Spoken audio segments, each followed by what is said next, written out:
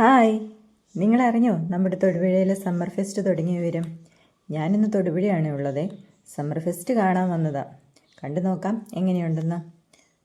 100 രൂപയാണ് ഒരാൾക്ക് എൻട്രി ഫീസേ. ടിക്കറ്റൊക്കെ എടുത്ത് അകത്തേക്ക് കയറുമ്പോൾ കാണുന്ന കാഴ്ചയാണിത് കേട്ടോ. നല്ല ലൈറ്റ്സും ഫ്ലവേഴ്സും ഒക്കെ കൊണ്ട് ഡെക്കറേറ്റ് ചെയ്തിരിക്കുന്ന മനോഹരമായ ഒരു കാഴ്ച. പല കളറുള്ള ലൈറ്റ്സും ഫ്ലവേഴ്സും എല്ലാം കൂടെ വന്നപ്പോൾ ഒരു പ്രത്യേക വൈബായി തോന്നി. ഫോട്ടോസും വീഡിയോസും ഒക്കെ എടുത്താൽ സൂപ്പറാണ് കേട്ടോ. അതെ, വീഡിയോ തുടങ്ങുന്നതിന് മുമ്പ് ഒരു കാര്യം പറഞ്ഞോട്ടെ.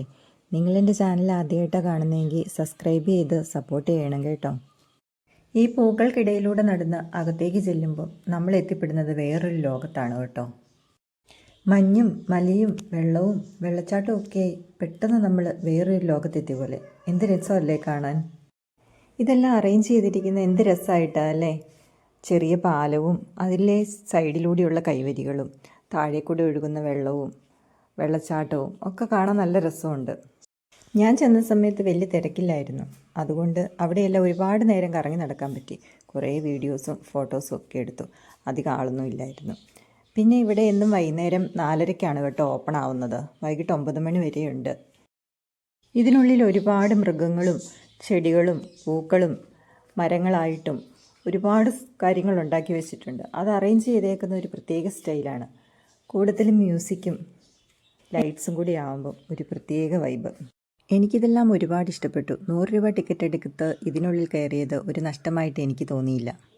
ഇതെല്ലാം ആർട്ടിഫിഷ്യൽ ആണെങ്കിലും നമുക്കിതെല്ലാം ഒരു ഒറിജിനൽ ഫീലാണ് തരുന്നത്.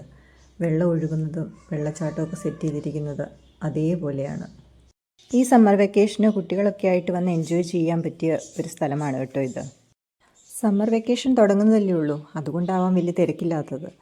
അതുകൊണ്ട് ഞാൻ ഇതിനുള്ളിൽ ഒരുപാട് സമയം സ്പെൻഡ് ചെയ്തു. കുറേ ഫോട്ടോസും വീഡിയോസും ഒക്കെ എടുത്തു.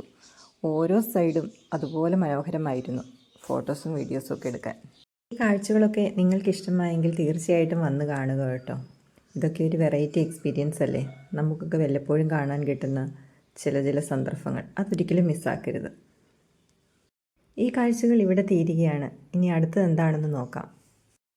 മത്സ്യകന്യകയെ കണ്ടോ? ഇതാണ് ഇവിടുത്തെ ഏറ്റവും വലിയ ഹൈലൈറ്റ്. മത്സ്യകന്യക കഥകളിലൊക്കെ കേട്ടിട്ടേ ഉള്ളൂ, ഇപ്പോഴാണ് നേരിട്ട് കണ്ടത്. ഇങ്ങനെയാണ് ശരിക്കും മത്സ്യകന്യക ഇരിക്കുന്നത്. ഞാൻ വീഡിയോ എടുക്കുന്ന കണ്ടിട്ട് അവരെൻ്റെ വീഡിയോയ്ക്ക് പോസ്റ്റൊക്കെ ചെയ്ത് ടാറ്റയൊക്കെ തന്നു. ശരിക്കും ഇവരുടെ കഴിവിനെ സമ്മതിക്കണമല്ലേ, ഈ ചെറിയ സ്പേസിൽ ഇതുപോലെ പെർഫോം ചെയ്യാൻ. വലിയ സ്വിമ്മിംഗ് പൂൾ ആയിരുന്നെങ്കിൽ ഓക്കെ. മത്സ്യകന്യയെ കണ്ടിറങ്ങിക്കഴിഞ്ഞപ്പോൾ പിന്നെ കണ്ടത് കുറേ സ്റ്റോളുകളാണ് കേട്ടോ. കുറേ ബുക്സുകൾ, ഡ്രസ്സുകൾ, ഫർണിച്ചേഴ്സ്, ഹസ്തരേഖാശാസ്ത്രം, കൈനോക്കാം, പിന്നെ കുറേ സ്വീറ്റ്സ്, കുറേ വിത്തുകൾ, പിന്നെ എല്ലാവരുടെയും ഫേവറേറ്റായ കുറച്ച് കമ്മൽ, വള, അങ്ങനെ കുറേ ഐറ്റംസ്.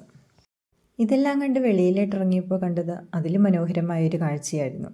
നിങ്ങൾക്ക് കാണണ്ടേ അതെന്താന്ന്? കണ്ടോ, ഇതാണ് ആ കാഴ്ച.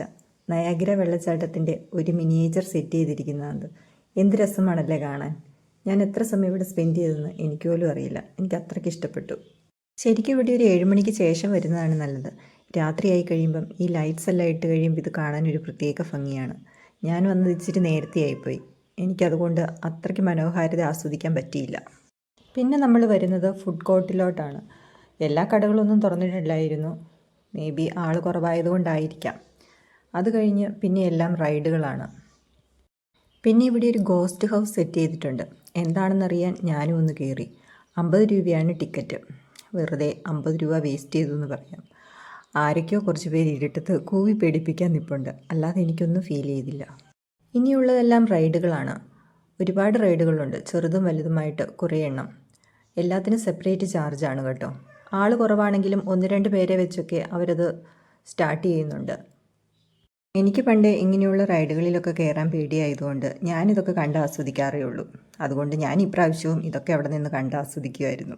അപ്പോൾ എല്ലാവരും ഈ സമ്മർ വെക്കേഷൻ തൊടുപുഴയിലെ സമ്മർ ഫെസ്റ്റ് വന്ന് കണ്ട് ആസ്വദിക്കാതെ വേറെ കുറേ ഗെയിമുകൾ കൂടെ അവിടെ സെറ്റ് ചെയ്തിട്ടുണ്ട് കേട്ടോ.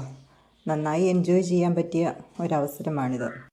തൊടുപുഴ ബൈപ്പാസ് റോഡിന് സമീപമാണ് ഇത് സെറ്റ് ചെയ്തിരിക്കുന്നത്. ഇത് എത്ര ദിവസം ഉണ്ടെന്ന് കറക്റ്റായിട്ട് അറിയില്ല. മിക്കവാറും ഈ സമ്മർ വെക്കേഷൻ കഴിയുന്നത് വരെ ഉണ്ടാവുമെന്ന് വിശ്വസിക്കാം. അപ്പോൾ എൻ്റെ ഈ വീഡിയോ ഇഷ്ടമായാൽ സബ്സ്ക്രൈബ് ചെയ്ത് സപ്പോർട്ട് ചെയ്യാൻ മറക്കല്ലേ. മറ്റൊരു വീഡിയോയിൽ കാണാം. ബായ്.